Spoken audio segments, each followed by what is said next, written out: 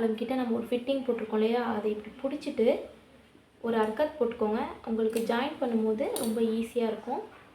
ஓகேவா? இப்போ இங்கே ஒரு கட் கொடுத்துருக்கோம். ஸோ இது ஃப்ரண்ட் பார்ட்டு. ஸோ அதனால் பார்த்தீங்கன்னா நான் இங்கே ஃப்ரண்ட்னு எழுதிக்கிறேன். இது வந்து ஃப்ரண்ட் பார்ட்டு. அதுக்கப்புறமா பேக் பார்ட் கட் பண்ண போகிறோம் நெக்கு. ஸோ அதுக்கு ஃப்ரண்ட் பார்ட்டை நகர்த்திட்டு நம்ம வந்து பேக்குக்கு வந்து நெக்கு போடலாம்.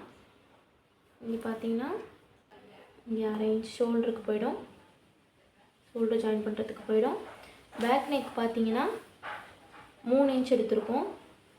ஸோ வந்து இந்த கட் கொடுத்துருக்கோம் இல்லையா, அந்த கட்டுக்கு நேராக நீங்கள் வந்து ஒரு லைன் போட்டுட்டு கட்டுக்கு நேராக ஒரு லைன் கொடுத்துட்டு இப்போ நீங்கள் 3 இன்ச்சுங்கிறதுனால நம்ம 2.25 இன்ச் தான் மார்க் பண்ணணும். அப்போ தான் நம்மளுக்கு தைச்சி முடிக்கும் பொழுது நம்மளுக்கு 3 இன்ச் கிடைக்கும். ஸோ 2.25 இன்ச் மார்க் பண்ணி அங்கே ஒரு லைன் போட்டுக்கிறேன்.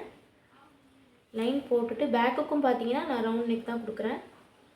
கொடுத்துட்டு இதை பேக்குன்னு மார்க் பண்ணிவிட்டு இப்போ நான் பேக் நெக்கை கட் பண்ணுறேன்.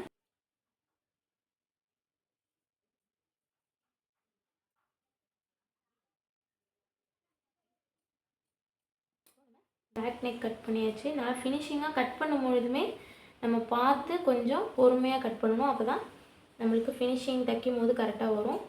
இப்போ நான் வந்து பார்த்திங்கன்னா ஃப்ரண்ட் நெக் கட் பண்ணுறேன். நான் பொறுமையாக தான் நெக்கை எப்போதுமே கட் பண்ணுவேன்.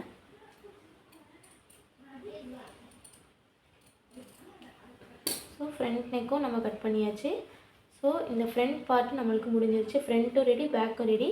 இதே மாதிரியே நீங்கள் பாடி மெஷர்மெண்ட்ஸ் எடுத்திங்கன்னா கட்டிங் போட்டிங்கன்னா ரொம்ப கரெக்டாக இருக்கும்.